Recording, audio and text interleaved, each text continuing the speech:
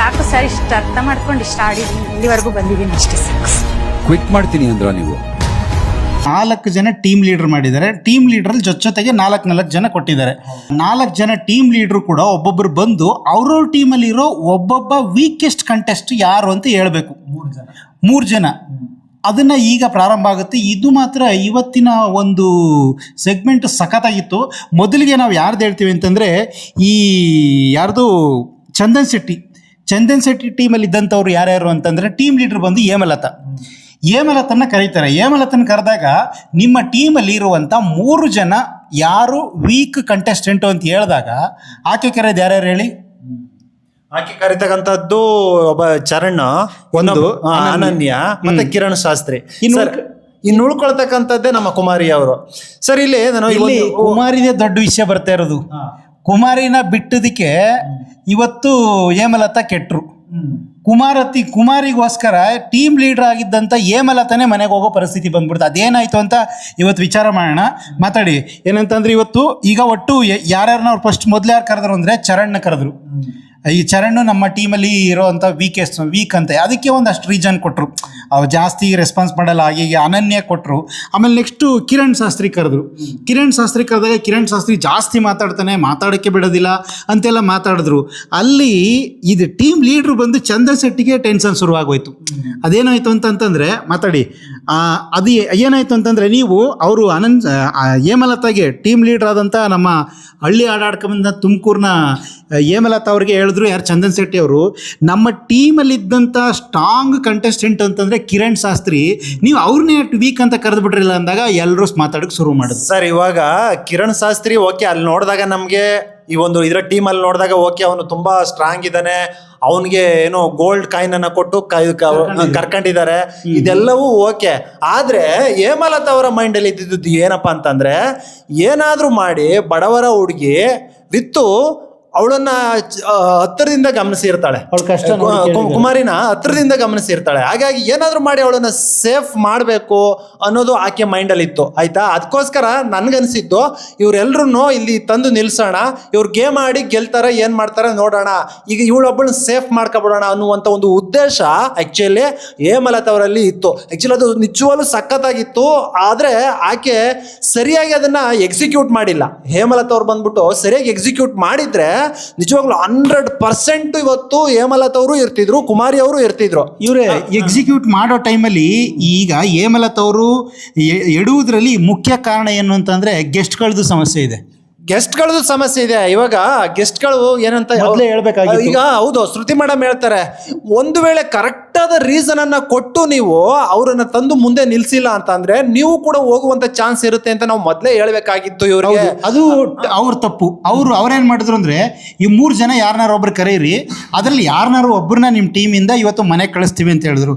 ಪಾಪ ಆಕೆ ಏನ್ ಮಾಡಿದ್ಲು ಅಂತಂದ್ರೆ, ಆಕೆ ಹೃದಯವಂತಿಕೆ, ಹಳ್ಳಿ ಹೆಣ್ಮಕ್ಳಾಗಿರೋದ್ರಿಂದ ಹೇಮಲತಾ ಏನ್ ಮಾಡೋದು ಅಂದ್ರೆ, ಕುಮಾರಿ ಒಬ್ಬರನ್ನ ಬಿಟ್ಟು ಇವ್ರು 3 ಜನನ ಕರೆಸು ನಿಂತ ಮೇಲೆ ಅವ್ರಿಗೆ ರೀಸನ್ ಹೇಳಿದ್ಲು, ಇವ್ರದ್ದು ಈ ಥರ ಅನನ್ಯ ಒಂದು ರೀತಿ ಏನು ರೆಸ್ಪಾನ್ಸ್ ಇಲ್ಲ, ಚರಣ್ ಏನೂ ಇಲ್ಲ, ಮತ್ತು ಕಿರಣ್ ಶಾಸ್ತ್ರಿ ಜಾಸ್ತಿ ಮಾತಾಡ್ತಾನೆ ಅಂತ ಹೇಳಕ್ಕೆ ಸ್ಟಾರ್ಟ್ ಮಾಡಾದ್ಮೇಲೆ ಯಾರು ಶ್ರುತಿಯವ್ರು ಹೇಳಿದ್ರು ಏನಂದರೆ, ನೀವು ಕೂಡ ಸರಿಯಾದ ರೀಸನ್ನ ಕೊಡದೆ ಹೋದರೆ ನೀವು ಕೂಡ ಹೋಗ್ಬೇಕಾಗತ್ತೆ ಮನೆಗೆ ಅಂತಂದಾಗ ಆಕೆ ಸ್ವಲ್ಪ ತಬ್ಬಿಬಾದ್ಲು. ಇದು ಸರ್ ನೋಡಿ, ಇಲ್ಲಿ ಆಕ್ಚುಲಿ ಇವರು ಜಡ್ಜ್ಗಳು ಇವತ್ತು ಈ ಲೆವೆಲ್ಗೆ ರುಚಿಗೆ ಹೇಳ್ಬೇಕಾದ್ರೆ ಅಂದ್ರೆ, ಈಗ ಅವ್ರ ಜಡ್ಜ್ಗಳ ಮೈಂಡಲ್ಲಿ ಏನಿತ್ತು ಅನ್ನೋದು ನಮ್ಗೆ ಎಲ್ಲ ಕಾಣಿಸ್ತಾ ಇತ್ತು. ಏನಿತ್ತು, ಕುಮಾರಿಯನ್ನ ಈಕೆ ಸೆಲೆಕ್ಟ್ ಮಾಡಿ ನಿಲ್ಲಿಸ್ಬೇಕಾಗಿತ್ತು, ಮನೆಗೆ ಹೋಗೋಕೆ ಅಂತ ನಿಲ್ಲಿಸ್ಬೇಕಾಗಿತ್ತು ಅನ್ನೋದು ಜಡ್ಜ್ಗಳ ಮೈಂಡಲ್ಲಿ ಇತ್ತು. ನೋಡಿ, ಈ ಕುಮಾರಿ ಈ ಸ್ಥಾನಕ್ಕೆ ಬರೋಕ್ಕೆ ಮೇಯ್ನು ಅಂದ್ರೆ ಮೂಲ ಏನಿದೆ, ಫಸ್ಟು ಪೂರ್ಣಿಮಾ ಇದ್ದಾಳಲ್ವಾ, ಪೂರ್ಣಿಮಾ ಈಕೆಯನ್ನ ಸೆಲೆಕ್ಟ್ ಮಾಡಿ ಆ ಬಲೂನಲ್ಲಿ ಚುಚ್ಚಿ ಈಕೆ ವೀಕ್ ಕಂಟೆಸ್ಟೆಂಟ್ ಅಂತ ಮಾಡಿದ್ಲು. ಅವಳು ತಪ್ಪು ಮಾಡಿದ್ಲು. ಯಾಕೆಂದ್ರೆ ಈಕೆಯನ್ನ ವೀಕ್ ಕಂಟೆಸ್ಟೆಂಟ್ ಅಂತ ತಗೊಂಡಿದ್ದೆ ನನ್ನ ಪ್ರಕಾರ ತಪ್ಪು. ಯಾಕೆಂದ್ರೆ ಅವತ್ತು ನಾವು ನೋಡಿದಾಗ ಇನ್ನೂ ಒಬ್ಬ 60 ವರ್ಷದ ಏಜ್ ಆದವ್ರು ಮುದುಕರು ಇದ್ರು, ಆಮೇಲೆ ಇನ್ಯಾರೋ ಒಬ್ಬ ಇದ್ದ, ಅವ್ರನ್ನ ಆಯ್ಕೆ ಮಾಡ್ಕೋಬಹುದಾಗಿತ್ತು. ಯಾಕೆ ನೋಡುಗರಿಗೆ ಅವತ್ತೇ ಕಾಣಿಸ್ತಾ ಇತ್ತು, ಇಲ್ಲ ಕುಮಾರಿ ಬಂದ್ಬಿಟ್ಟು ತುಂಬಾ ಸ್ಟ್ರಾಂಗ್ ಕಂಟೆಸ್ಟೆಂಟ್ ಇವಳು ಅಂತ ಅವತ್ತೇ ಎಲ್ರಿಗೂ ಹೊರಗಡೆ ನೋಡಿರೋರಿಗೆ ಅನ್ನಿಸ್ತಾ ಇತ್ತು. ಅವತ್ತು ಟಾರ್ಗೆಟ್ ಮಾಡಿದ್ಯಾರು? ಪೂರ್ಣಿಮಾ ಟಾರ್ಗೆಟ್ ಮಾಡಿದ್ದು. ಪೂರ್ಣಿಮಾ ಅಲ್ಲಿ ತಪ್ಪು ಮಾಡಿದ್ಕೆ ಇವತ್ತು ಈ ಜಡ್ಜ್ಗಳೆಲ್ಲರೂ ಕೂಡ ಅದನ್ನೇ ಹಿಡ್ಕೊಂಡು ಕುಮಾರಿ ಸರಿಲ್ಲ ಅಂತ ಇವರು ಕೂಡ ತಪ್ಪು ಮಾಡ್ತಾ ಇದ್ದಾರೆ. ಮುಂದಿನ ದಿನಗಳಲ್ಲಿ ಸರ್ ಏನಾಗ್ಬೋದು ಅಂದ್ರೆ, 100% ಯಾವಾಗ ಈಕೆ ವೀಕು ಅಂತ ಹೇಳಿ ಏನಾಗ್ತಾಳೆ, ಆಕೆ ಸ್ಟ್ರಾಂಗ್ ಇದ್ರೂ ಕೂಡ ವೀಕ್ ಆಗ್ಬಿಟ್ಟು ಆಕ್ಚುಲಿ ಹೊರಗಡೆಗೆ ಬರ್ತಾಳೆ. ಯಾಕೆಂದ್ರೆ ಇವಾಗ ಆಗ್ಲೇ ಆಕೆ ಹೊರಗಡೆ ಬಂದಿದ್ದಾಳೆ ಅಂದ್ಬಿಟ್ಟು ಒಬ್ಬ JP ಅನ್ನುವಂಥವನು ಗೊತ್ತಿಲ್ದೇನೋ ವಿಡಿಯೋ ಮಾಡಿದ್ದಾನೆ. 100% ಅವ್ನು ಹೇಳಿಲ್ಲ ಹೊರಗಡೆ ಬಂದಿದ್ದ 100% ಅವ್ನು ಹೇಳಿಲ್ಲ. ಏನ್ ಹೇಳಿದ್ದಾನೆ, ಕುಮಾರಿ ಹೊರಗಡೆ ಬಂದಿರಬಹುದು ಅಥವಾ ಬರ್ದೇನೂ ಇರಬಹುದು, ಅದನ್ನ ಶೋ ಏನ್ ಟೆಲಿಕಾಸ್ಟ್ ಆದ್ಮೇಲೆ ಅದನ್ನ ಹೇಳುವಂತ ಅವ್ರು ಹೇಳಿದ್ದಾರೆ. ಹಂಗಾಗಿ ಇದನ್ನ ಏನು ಹೇಳಲ್ಲ, ಆಕೆ ಪರಿಸ್ಥಿತಿ ಆಗಿರ್ಬಹುದು ಅನ್ನೋದು ಎಲ್ಲೋ ಒಂದು ಸ್ವಲ್ಪ ಕ್ಲೂ ಬಿಟ್ಟಂಗೆ ಅಂತ ಮಾತಾಡಿದ್ದಾನೆ JP ಅನ್ನುವಂಥವನು. ನಾವು ಅವನು ಮಾತನ್ನ ಒಂದು ಗ್ರಹಿಸಿದಾಗ 100% ಗೊತ್ತಾಗ್ತಾ ಇದೆ ಈಕೆಗೆ ವೀಕು ಅಂತ ಹೇಳಿ ಜಡ್ಜ್ಗಳಾಗಿರ್ಬೋದು, ಆ ಪೂರ್ಣಿಮಾ ಆಗಿರ್ಬೋದು. ಆ ಪೂರ್ಣಿಮಾನು ಇರಲ್ಲ ಸರ್, ಅವಳೇನೋ ಇವಾಗ ಏನೋ ಈಗ ನೋಡಿ ಇವತ್ತು ಆಯ್ಕೆ ಮಾಡಿದ್ದ ಆಕ್ಚುಲಿ ಅವಳು ಕೂಡ ಏನೋ ಒಂದು 3 ಜನ ಆಯ್ಕೆ ಮಾಡ್ತಾಳೆ.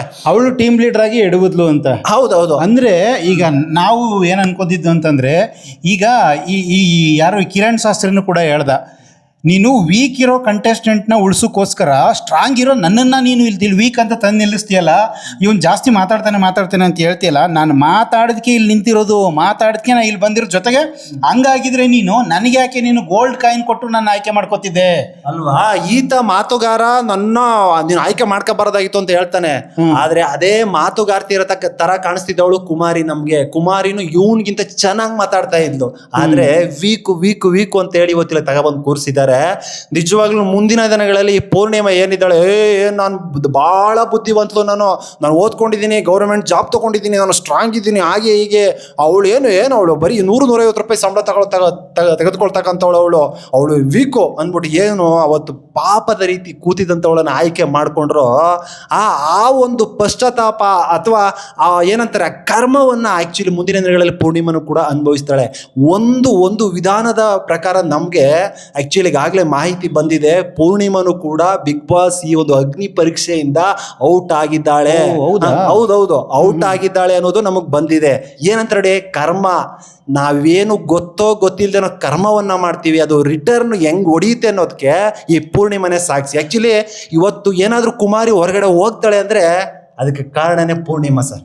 ಅಂದರೆ ಹೆಣ್ಣಿಗೆ ಸಹಿಸ್ಕೊಳಕ್ಕಾಗಲ್ಲ ಅನ್ನೋ ಒಂದು ಮಾತು ನೀವು ಹೇಳ್ತೀರಿ. ಈಗ ಏನಾಯಿತು ಅಂತಂದರೆ, ಈಗ ಕುಮಾರಿನ ಯಾಕೆ ಕರ್ನಾಟಕ ಜನ ಇಷ್ಟಪಡ್ತಿದ್ದಾರೆ ಅಂದರೆ, ಆಕೆಗೆ ಬಡತನ ಇದೆ, ಅವಳ ಕಷ್ಟ ಇದೆ, ಕಣ್ಣೀರು ಹಾಕ್ತಿದ್ದಾಳೆ ಅಂತಲ್ಲ.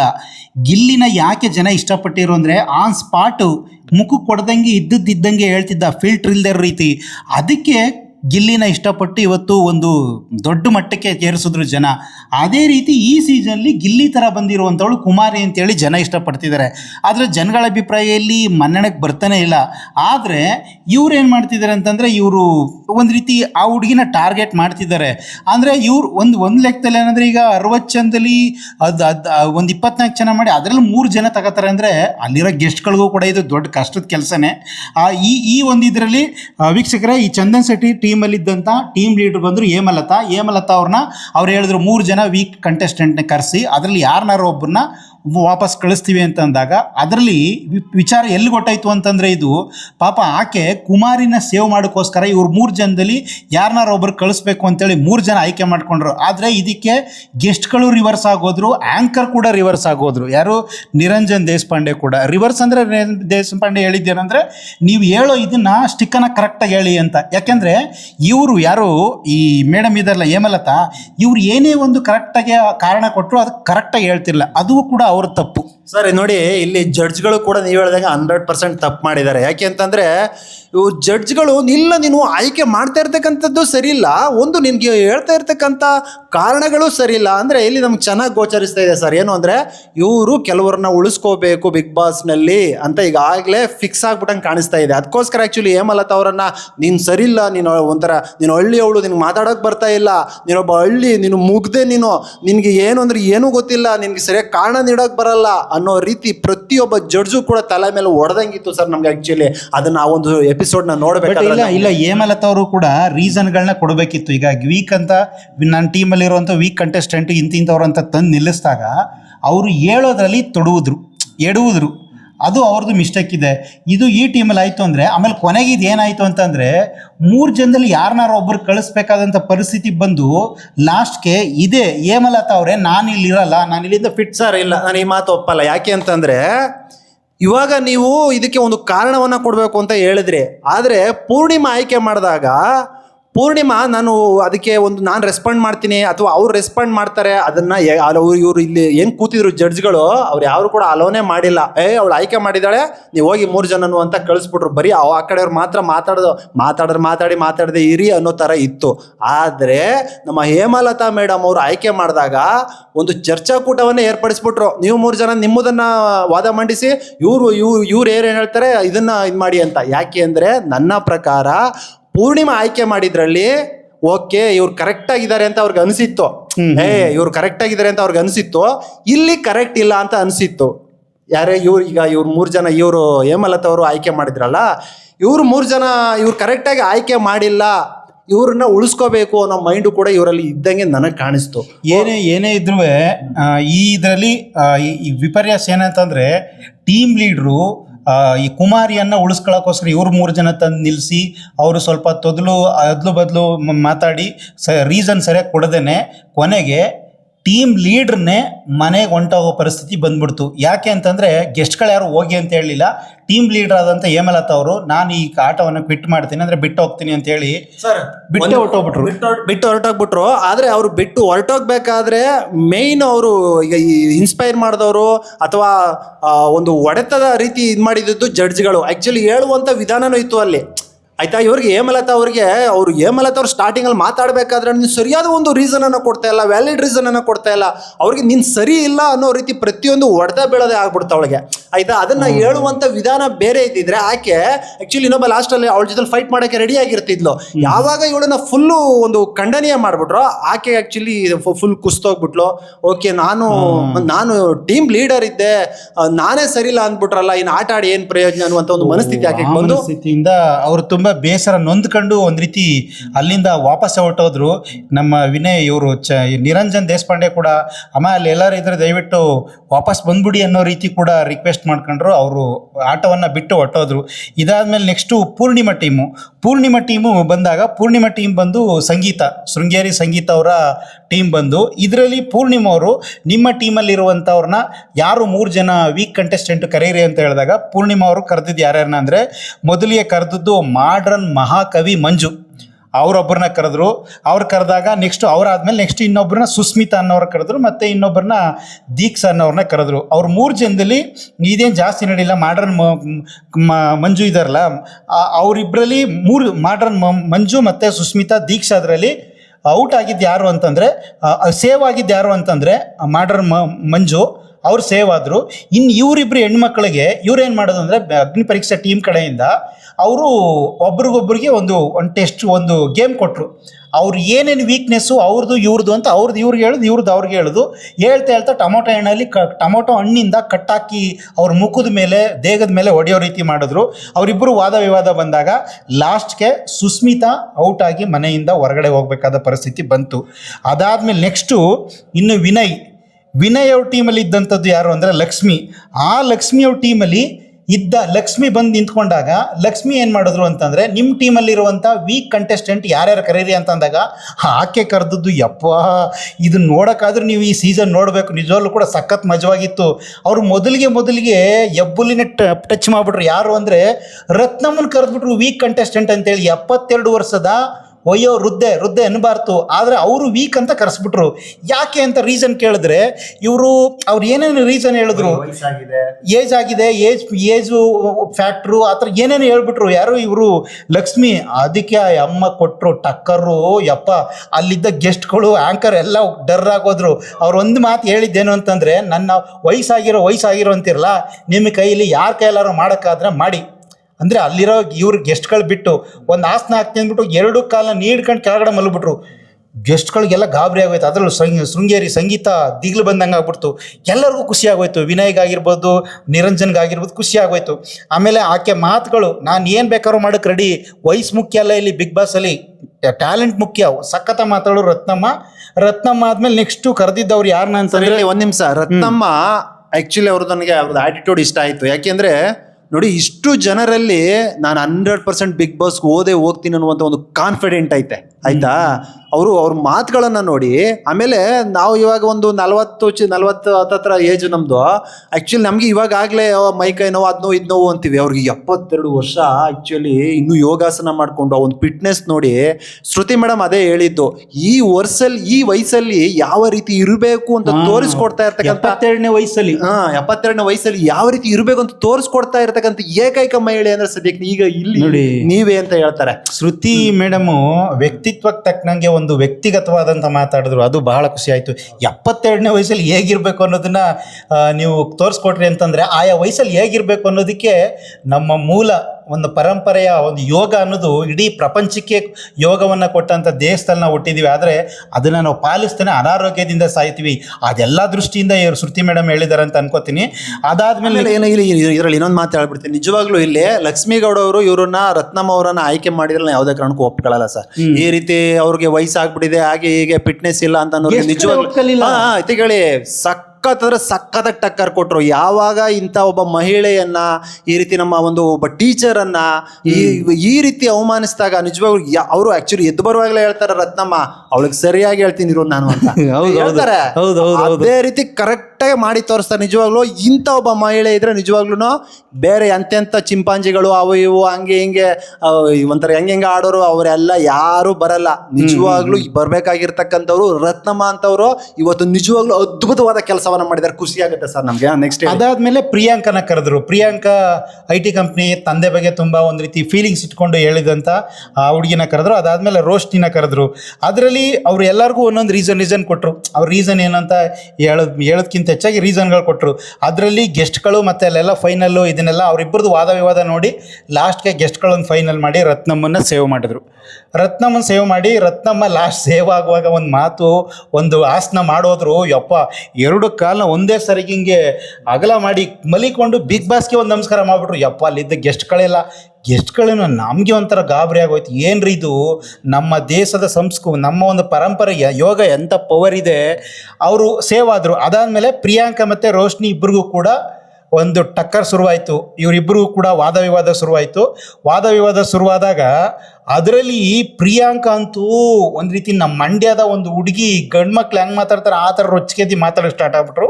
ಆದರೆ ವಾದ ವಿವಾದ ನಡೆಯುವಾಗ ಈ ಯಾರು ಪ್ರಿಯಾಂಕಾ ತುಂಬ ಓವರು ಕೆಲವೊಂದು ಮಾತುಗಳನ್ನ ಆಡ್ಬಿಟ್ರು. ಗಂಡು ಮಕ್ಕಳು ಯಾವ ನನ್ನ ಮಕ್ಕಳು ಕೂಡ ಮಾಡಿಲ್ಲ, ಜೊತೆಗೆ ಅದೊಂದು ಮಾತಂದ್ಲು. ಜೊತೆಗೆ ಗೆಸ್ಟ್ಗಳು ಕೂಡ ನಮ್ಮ ಕೈಲಾಗಲಿಲ್ಲ, ಅದನ್ನು ನಾನು ಮಾಡಿದ್ದೀನಿ.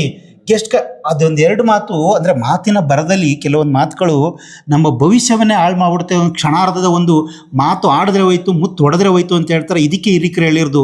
ಆಕೆ ಮಾತಿನ ಫ್ಲೋವಲ್ಲಿ ಯಾವ ನನ್ನ ಮಕ್ಕಳು ಮಾಡಿಲ್ಲ, ಯಾವ ಗಂಡು ಮಕ್ಕಳು ಕೂಡ ಯಾವ ನನ್ನ ಮಕ್ಕಳು ಮಾಡಿಲ್ಲ ಅಂತ ಅಂದ್ಬಿಟ್ಟು ಅದಕ್ಕೆ ವಿನಯ್ ಜಡ್ಜ್ ಆಗಿದ್ದಂಥ ವಿನಯ್ ನಿನ್ನ ಮಾತು ಮೇಲೆ ಕಂಟ್ರೋಲ್ ಇರಲಿ ಅಂತಂದರು. ಅದು ಹೇಳ್ತಿದ್ದಂಗೆ ಅಲ್ಲಿ ಗ್ಯಾಲರಿ ಕೂತಿದ್ದಂಥ ಒಬ್ಬ ಕಂಟೆಸ್ಟೆಂಟ್ ಕೂಡ ನಿಮ್ಮ ಮಾತು ಕಂಟ್ರೋಲ್ ಇರಲಿ, ಯಾವ ಗಂಡು ಮಕ್ಕಳು ಇಲ್ಲಿ ಯಾರು ಕೂಡ ಅನ್ನಾಡಿಗಳಲ್ಲ ಆ ಥರದ್ದು ಒಂದು ಏನೋ ಒಂದು ಅಂದರು. ಆಗ ಅದೊಂದು ತಪ್ಪಾಯಿತು. ಆಮೇಲೆ ಆಕೆ ತಪ್ಪಾಯ್ತು ಅಂದರೆ ಆ ಮಾತಿನ ಬರದಲ್ಲಿ ಹೇಳಿದ್ದಾಳೆ, ಅವಳು ಹೇಳಬೇಕು ಅನ್ನೋ ದೃಷ್ಟಿ ಇಲ್ಲ. ಜೊತೆಗೆ ಗೆಸ್ಟ್ಗಳು ಕೂಡ ಏನಂತ ಹೇಳ್ಬಿಟ್ಲು ಆಕೆ ಅಂತಂದರೆ, ನಾನು ಮಾಡಿದ್ದ ಒಂದು ಇದನ್ನು ಅದೇನಕ್ಕೆ ಬಂತು ಅಂತಂದರೆ ರೋಶ್ನಿಗೂ ಕೂಡ ಪ್ರಿಯಾಂಕಂಗೂ ವಾದ ವಿವಾದ ಬರುವಾಗ ನೀನು ಮೊಬೈಲ್ ಹೊಡೆದಾಕ್ಬಿಟ್ಟೆ ಅಂದ ತಕ್ಷಣ ದೊಡ್ಡ ಸಾಧನೆ ಆ ಥರದ್ದು ಏನೋ ಹೇಳ್ತಿದ್ದಂಗೆ ಈಕೆ ಏನು ಮಾಡಿದ್ಲು, ನಾನು ಮಾಡಿರೋದನ್ನು ಗೆಸ್ಟ್ಗಳು ಕೂಡ ನಮ್ಮ ಕೈಲಿ ಮಾಡೋಕ್ಕಾಗಲಿಲ್ಲ ಅಂತ ಹೇಳಿದ್ರು ಅಂತ ಹೇಳ್ಬಿಟ್ಲು. ಆಗ ಶೃಂಗೇರಿ ಸಂಗೀತ ಹೇಳಿದ್ರು, ನಾವು ಯಾವತ್ತೂ ಹೇಳಿಲ್ಲ ಆ ಥರ, ನಾವು ಮಾಡೋಕ್ಕಾಗಲ್ಲ ಅಂತ ಹೇಳಿಲ್ಲ, ನಾವೆಲ್ಲ ಥರದ್ದು ಮಾಡೇ ಇಲ್ಲಿ ಬಂದು ಕುಂತಿರೋದು ಅಂತ ಹೇಳಿದ್ರು. ಗೆಸ್ಟ್ಗಳು ಅಂತಂದಾಗ ಒಂದು ರೀತಿಯಲ್ಲಿ ದೈವ ಸ್ವರೂಪ, ಒಂದು ನ್ಯಾಯಸ್ಥಾನದಲ್ಲಿ ಇರ್ತಾರೆ.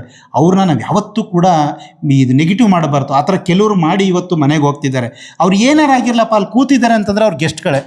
ಹಂಗಾಗಿ ಅದು 2 ಮಾತಿಗೆ ಅವಳು ನೆಗೆಟಿವ್ ಆದಮೇಲೆ ನೆಕ್ಸ್ಟು ಅಲ್ಲಿಂದ ಯಾರು ಪ್ರಿಯಾಂಕಾ ಔಟ್ ಆದಲು, ರೋಶ್ನಿ ಮತ್ತು ರತ್ನಮ್ಮ ಇಬ್ಬರು ವಿನಯ್ ಗೌಡ ಅವರ ಟೀಮಲ್ಲಿ ಇದ್ದಂಥ ಲಕ್ಷ್ಮಿ ಅವ್ರ ಟೀಮಲ್ಲಿ ಉಳ್ಕೊಂಡ್ರು. ಇನ್ನು 3ನೇದು ಅಂತಂದರೆ ನಮ್ಮ ಲೇಡಿ ಕಿಂಗು ಪೂರ್ಣಿಮಾ, ನಮ್ಮ ಶಿವ್ ಅವರ ತುಂಬ ಇಷ್ಟವಾದಂಥ ಪ್ಲೇಯರು ಪೂರ್ಣಿಮಾ ಅವರು. ಪೂರ್ಣಿಮಾ ಅಂದರೆ ಶೃಂಗೇರಿ ಸಂಗೀತ ಅವ್ರ ಟೀಮಲ್ಲಿದ್ದಂಥ KSRTCಯಲ್ಲಿ ಮೆಕ್ಯಾನಿಕ್ ಆಗಿರುವಂಥ ಪೂರ್ಣಿಮಾ ಅವ್ರ ಟೀಮಿಂದ ಕರೆಸ್ಬೇಕಾಗಿತ್ತು. ಈಗ ಪೂರ್ಣಿಮಾ ಅವ್ರು ಬಂದು ಮೊದಲಿಗೆ ಯಾರನ್ನು ಕರೆದ್ರು ಅಂತಂದರೆ ಇದಾಯ್ತಲ್ವಾ? ಸರ್ ಇವಾಗ ಅದು ಎಲ್ಲ ಮುಗೀತು, ಇವಾಗೆಲ್ಲ ನೀವು ಹೇಳಿದ್ದೆಲ್ಲ ಚೆನ್ನಾಗಿದೆ.